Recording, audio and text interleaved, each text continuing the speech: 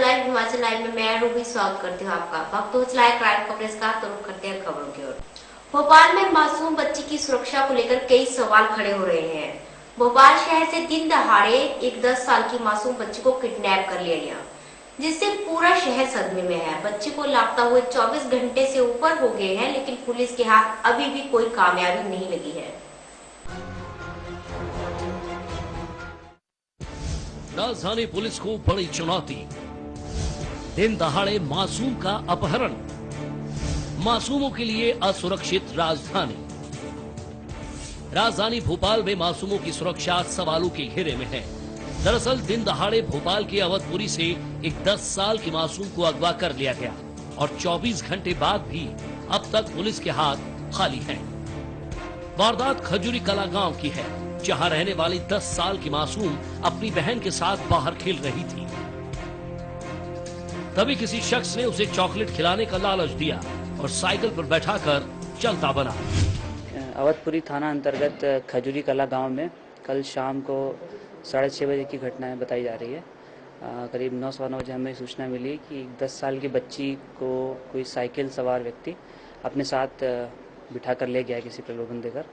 कुछ वहाँ पे बच्चे जो खेल रहे थे, उन्होंने बताया है कि उन्होंने एक साइकिल सवार को ले जाते देखा। उसके बाद फिर हमने तत्काल कायमी करने के पश्चात कार्रवाई प्रारंभ कर दी है और तब से पुलिस लगातार सर्च में लगी हुई है। जैसे ही परिणाम मिलेगा हम जांच करेंगे। मासूम के लापता होने की सूचना के बाद पुलिस ने तफ्तीश तो शुरू कर दी, लेकिन पुलिस के पास अब तक ऐसा कोई सुराग नहीं है जो मासूम तक पहुंचने में मददगार साबित हो सके। हालांकि पुलिस के हाथ सीसीटीवी कैमरे के कुछ ऐसे फुटेज लगे हैं जिसमें एक शख्स बच्ची को साइकिल पर ले जाता दिख रहा है, लेकिन वो शख्स कौन है, ये पुलिस के लिए अब तक एक सवाल बना हुआ है। हमने अगल बगल सभी क्षेत्रों में जितने भी कैमरे लगे हुए थे सबको खंगाल लिया है। कुछ जगह पे हमें कहीं कुछ फुटेज मिले हैं जिसमें कुछ जानकारी मिली है कि साइकिल पे एक बच्ची को जाते देखा गया है। उसकी जांच चल रही है। अभी उसमें शिनाख्त नहीं पाई है, चिन्हित नहीं कर पाया कि कौन व्यक्ति है वो। बच्ची संभवतः वही है, उसके आधार पे हम जानकारी कर रहे हैं। दिन दहाड़े हुए मासूम के अपहरण को लेकर राजधानी में सुरक्षा व्यवस्था सवालों के घेरे में है, तो वहीं पुलिस 24 घंटे बाद भी जांच का आलाप जप रही है। लिहाजा सुरक्षा व्यवस्था को लेकर उठ रहे सवालों के बीच पुलिस की यह तफ्तीश सांप निकलने के बाद लाठी पीटने जैसा है। इधर मध्य प्रदेश के नीमच में 12 मार्च को हुई हत्या की गुत्थी को पुलिस ने सुलझा लिया है। युवती की हत्या उसी के प्रेमी ने की थी, वो भी इसलिए क्योंकि युवक शादीशुदा था और युवती उसे शादी का दबाव डाल रही थी। आरोपी ने हत्या के बाद शव को बुरी तरह से कुचल दिया और उसको जंगल में फेंक दिया था।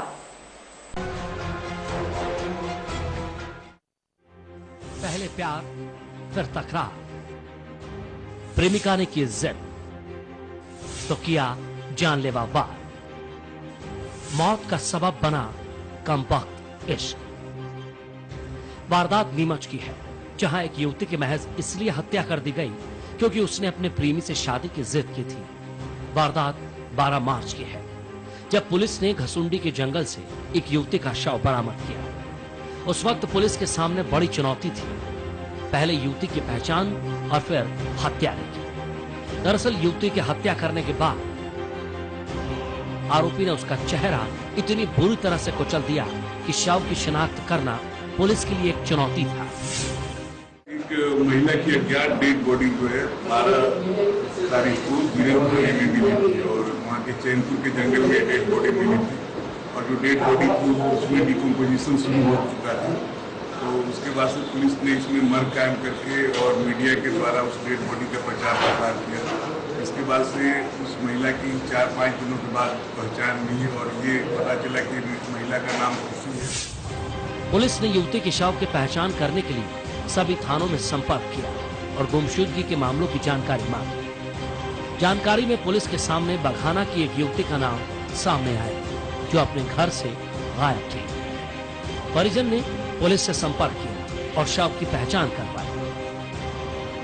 पुलिस की चुनौती अब कम हो चुकी थी क्योंकि शव की पहचान के साथ ही वो शख्स भी पुलिस के रडार पर आ गया जिसका प्रेम प्रसंग युवती से था। पुलिस ने मोबाइल लोकेशन के आधार पर युवक को हिरासत में लिया और पूछताछ की तो वारदात साफ हो गई। पुलिस ने इसमें अथक प्रयास किया और जो मुलजिम था उस तक पुलिस पहुंची और उसके बाद से मुलजिम को अरेस्ट किया गया और मुलजिम से पूछताछ किया गया तो मुलजिम ने ये बताया कि हाँ इस महिला से उसके संबंध थे और उसने इस महिला का मर्डर किया। तो जिसे गिरफ्तार किया गया उसका नाम तरुण है। युवक पहले शादीशुदा था तो दूसरी तरफ युवती लगातार शादी के लिए उस पर दबाव बना रही थी, जिससे परेशान होकर युवक ने अपनी प्रेमिका की हत्या की साजिश रच डाली और उसकी इसी साजिश ने अब उसे सलाखों के पीछे पहुंचा दिया। अब बात करते हैं बिलासपुर यूनिवर्सिटी की, जहां पर पेपर लीक के मामले को पुलिस ने सुलझा लिया है। मामले का खुलासा भी हुआ है और 8 लोगों को गिरफ्तार भी कर लिया गया है। इस पूरे मामले में एक मास्टरमाइंड भी शामिल है। यह मास्टरमाइंड यूनिवर्सिटी का दैनिक कर्मचारी है।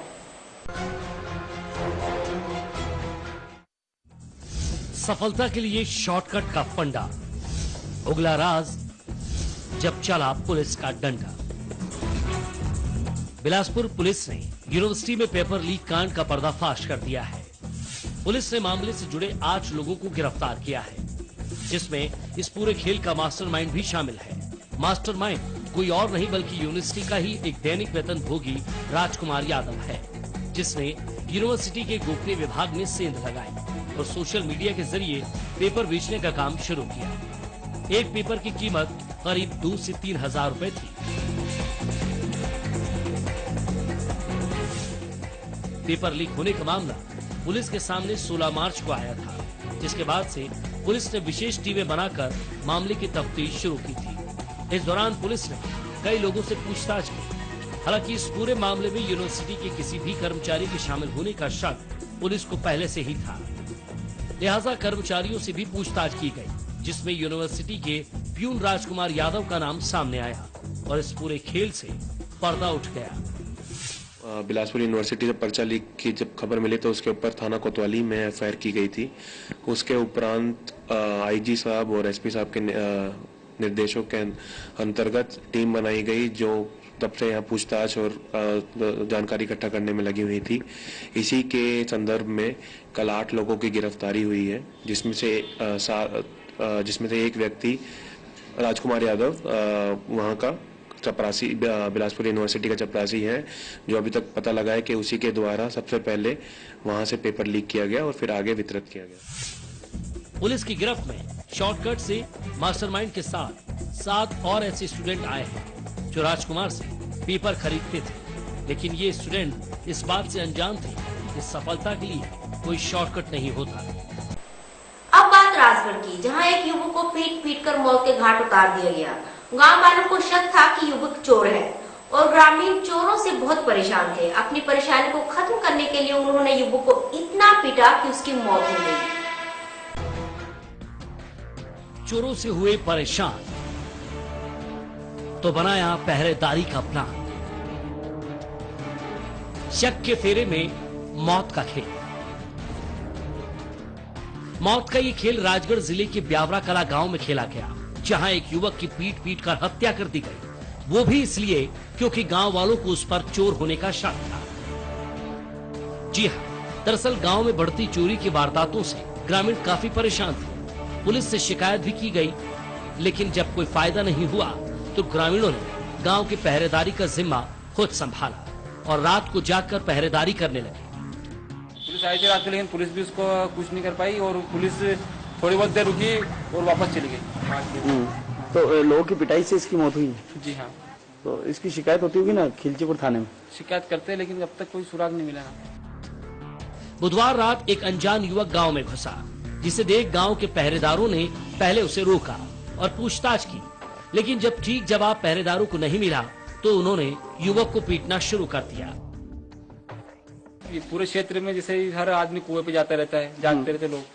अब इस कारण ये गांव में घुसने की कोशिश की इसने, चोर ने, तो किसी के खेत वेत में आया होगा तो किसी को पता चल गया, तो लोगों ने, सभी क्षेत्र के लोगों ने इसका पीछे किया। 3-4 गांव के लोग दौड़े ना, तो इसको पकड़ लिया चोर को, फिर इसको छोड़ दिया, फिर पथराव चलने लगी। अब इतनी पब्लिक थी, 4 गाँव के लोग, तो इसमें पता नहीं चल पाया कि क्या कंडीशन है। गांव में चोरों के घुसने की सूचना पुलिस को भी दी गई थी। पुलिस मौके पर पहुंची भी थी, लेकिन उसके हाथ कुछ नहीं लगा। रात के अंधेरे में पुलिस भी खाली हाथ वापस लौट आई, लेकिन जब सुबह हुई तो गांव के पास उसी युवक का शव मिला जिसकी रात में पिटाई की गई थी। 100 डायल के थ्रू खबर आई थी कि गांव में अज्ञात चोर घुस आए हैं।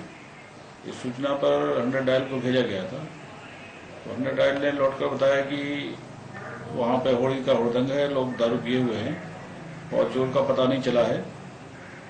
आज सुबह फिर 100 डायल पर सूचना आई कि गांव के बाहर एक व्यक्ति मरा पड़ा हुआ है। और इस सूचना पर पुलिस उसको मौके पर पहुंची और उस व्यक्ति की डेड बॉडी को पीएम के लिए लाए। पुलिस के इस बयान से साफ है कि पुलिस को गुमराह किया गया था।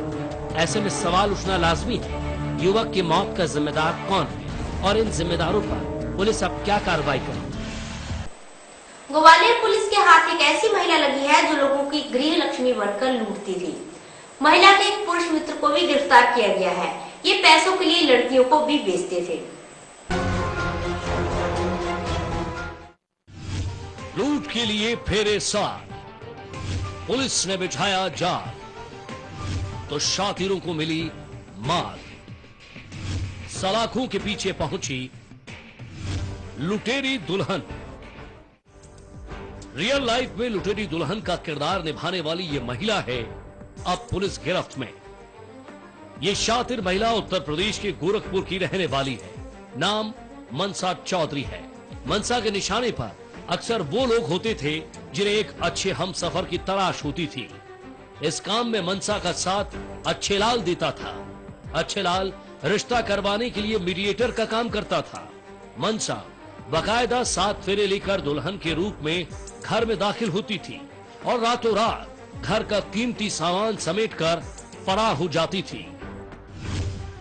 अच्छेलाल श्रीवास्तव है, रहने वाला तो मऊरानीपुर उत्तर प्रदेश का है, लेकिन वो यहाँ शताब्दीपुरम में किराए से रहता है। और एक महिला है मनसा चौधरी, ये गोरखपुर की है। इनका काम है पैसा लेना और कुछ दिन के लिए शादी का प्रलोभन देकर उसके यहाँ चले जाना और उसका सामान बटोर के भाग जाना। इसी तरह का खेल इनका बहुत दिनों से चल रहा था।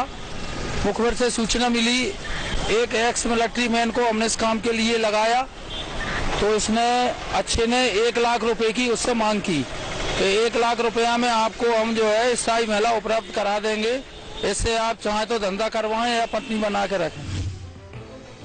पुलिस गिरफ्त में आने के बाद मनसा और अच्छेलाल ने अपना एक और जुर्म कबूल किया है। कबूलनामे के मुताबिक दोनों मानव तस्करी का काम करते थे और अब तक करीब 8 से 10 महिलाओं को ये दोनों बेच चुके हैं। दोपहर में यहाँ फूलबाग पर समय निश्चित हुआ। मुखबिर ने जैसे ही उनको 1 लाख को चेक दिया तो महिला उनके पास आ गई। तो मनसा चौधरी महिला और अच्छे श्रीवास को दोनों को जो है यहाँ फूलबाग से गिरफ्तार किया है। दोनों तक पहुंचना पुलिस के लिए चुनौती बन गया था, लिहाजा पुलिस ने एक रिटायर्ड आर्मी जवान की मदद ली और पुलिस के बिछाए इस जाल में आखिरकार वो शातिर फंस गए जिनके तलाश पुलिस लंबे समय से कर रही थी। उनके खिलाफ आईपीसी की धारा 371 4/5 अनैतिक व्यापार अधिनियम का प्रकरण पंजीबद्ध किया है। अच्छेलाल और मनसा से पूछताछ की जा रही है।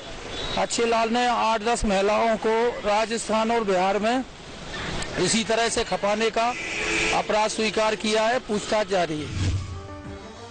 घर की लक्ष्मी बनकर लूट करने वाली लुटेरी दुल्हन तो पुलिस गिरफ्त में है, लेकिन कई ऐसे राज खुलना अभी बाकी हैं जो अब मनसा और अच्छेलाल ने दबा रखे हैं।